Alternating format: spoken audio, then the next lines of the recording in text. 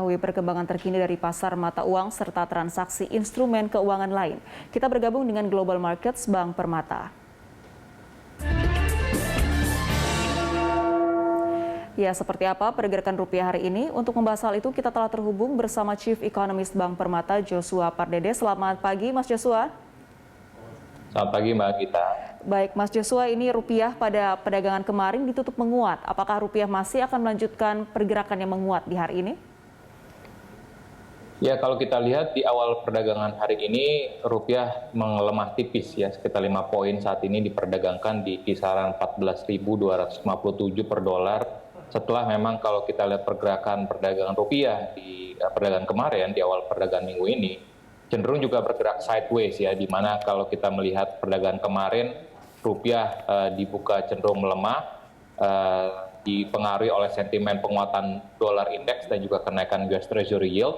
Setelah memang di akhir pekan lalu ada beberapa komentar yang cukup hawkish ya dari pejabat The Fed terkait dengan rencana tapering di tahun ini, serta juga dengan masih adanya risiko dari Evergrande.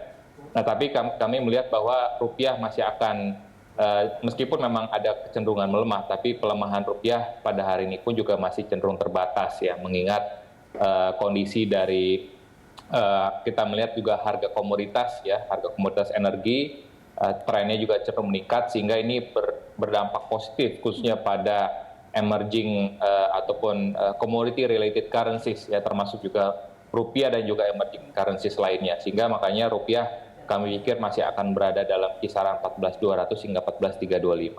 Baik, ini artinya statement hawkish dari The Fed terkait dengan tapering dan juga isu terkait dengan Evergrande masih menjadi penggerak utama ya, Mas, untuk pergerakan rupiah hari ini. Baik, Mas, untuk selanjutnya The Fed juga akan melakukan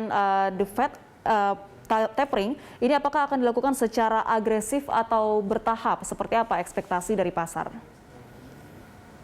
Ya, sejauh ini kalau kita lihat dari pernyataan Jerome Powell ya dalam press conference FOMC meeting ya di minggu lalu, terindikasi bahwa The Fed sendiri pun juga belum menentukan ya timing dan juga seberapa besar pace pengurangan dari pembelian obligasi US Treasury dan juga mortgage-backed securities ya. Tapi yang kami lihat bahwa meskipun memang ada beberapa data yang juga cukup mengkonfirmasi bahwa kenaikan inflasi US ini memang cukup berarti ya. Tadi malam data US durable goods order juga meningkat dibandingkan bulan sebelumnya dan juga melebihi dari ekspektasi, sehingga memang kami melihat bahwa timing yang diberikan pun juga dari akhir tahun ini hingga pertengahan 2022, sehingga memang kami melihat bahwa untuk penurunan ataupun pengurangan balance sheet dari pembelian obligasi Amerika Serikat dari The Fed, kami perkirakan cenderung akan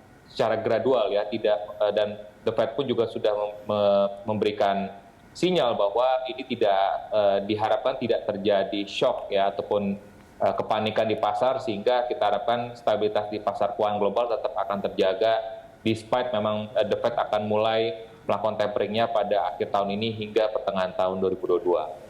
Baik, masih dari kebijakan The Fed juga memberikan sinyal akan melakukan penaikan suku bunga acuan pada tahun depan. Ini apakah akan berdampak cukup signifikan terhadap yield SBN dan juga pergerakan rupiah nantinya? Ya, ini market juga melihatnya dari dua hal ya. Pertama, dari pernyataan Jerome Powell sendiri yang mengatakan bahwa dalam press conference-nya jelas sekali mengatakan bahwa sekalipun memang periode tapering ini akan berakhir di pertengahan 2022, tapi tidak serta-merta ini mengindikasikan timing dari kenaikan suku bunga The Fed sendiri. Meskipun dari dot plots ataupun dari proyeksi terkini dari indikator ekonomi Amerika Serikat, memang sebagian anggota FOMC melihat bahwa The Fed akan mulai menaikkannya di akhir tahun 2022 ya. Tapi kita tetap perlu mengantisipasi dampak dari rencana kenaikan suku bunga The Fed apabila memang terindikasi lebih cepat dari perkiraan sebelumnya, ya tentunya ini akan berpotensi berdampak juga pada kenaikan yield SBN dan juga potensi dari pelemahan rupiah. Tapi selama kita melihat bahwa fundamental ekonomi Indonesia juga relatif kuat ya, terindikasi dari likuiditas di pasar keuangan domestik yang masih tetap longgar, lalu juga dari sisi foreign reserve yang juga trennya meningkat ya. Dan selain itu juga current account deficit dan juga inflation juga relatif terkendali, sehingga kami belum melihat vulnerability kondisi yang sama ya seperti yang kita alami pada tahun 2013, sehingga kami meyakini bahwa dampak tapering kali ini ya 2021 hingga 2022 dampaknya kita perkirakan tidak akan separah seperti yang kita hadapi pada tahun 2013, sehingga untuk bond yield sendiri kita perkirakan akan cenderung meningkat sekitar 20 hingga 30 basis di kisaran 6,4 hingga 6,6%. Sementara rupiah kami pikir masih akan tetap stabil ya di kisaran 14.400 hingga 14.600 ya untuk kita melihatnya di tahun depan. Baik, nah kalau untuk pergerakan rupiah di pekan ini sendiri akan seperti apa trennya? Ya, memang kalau kita lihat dari sentimen di pasar ini masih bervariasi ya. Yang tadi kami sampaikan ada terkait dengan Evergrande ya, kejelasan dari pemerintah Tiongkok dan juga pemerintah Tiongkok khususnya yang minggu lalu sudah menginjek likuiditas jangka pendek. Tapi memang respon pasar ini pun juga masih belum tahu ya apakah pembayaran kupon obligasi dari Evergrande Group ini sudah terbayarkan atau belum.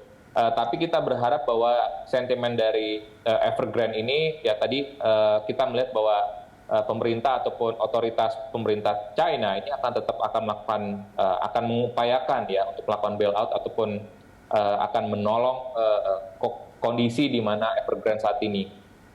Selain itu juga ada debt ceiling dari US ya, ini juga menjadi salah satu risiko, sehingga memang kami melihat bahwa pergerakan rupiah yang tadi kami sampaikan bahwa ini berpotensi melemah terbatas ya, tapi masih dalam range yang tidak bergerak cukup signifikan, artinya masih di kisaran 14.200 hingga 14.325. Dan sementara itu juga kita melihat ada beberapa data dari US yang memang perlu kita perhatikan ya di sepanjang pekan ini ya. Pertama ada consumer confidence yang akan dirilis nanti malam, lalu juga ada mortgage application yang akan dirilis besok, dan nanti di hari Kamis juga ada GDP US ya, ini second quarter yang estimate-nya, serta nanti di akhir pekan ada ISM Manufacturing dan juga University of Michigan Sentiment ya, ini terkait juga dengan consumer sentiment. Dan memang kalau kita lihat ekspektasinya cenderung juga lebih baik ya dibandingkan dengan periode sebelumnya, sehingga ini memang akan berpotensi mendorong penguatan US dollar. Dan di saat bersama juga kami melihat bahwa tren dari imbal hasil US Treasury ini pun juga trennya meningkat ya, sehingga ini juga berimbas pada peningkatan yang cukup signifikan juga pada yield SBN dalam sepekan ataupun dalam beberapa hari terakhir ini. Baik, Mas Joshua, terima kasih atas informasinya. Sehat selalu. Pemirsa, demikian Chief Economist Bank Permata Joshua Pardede.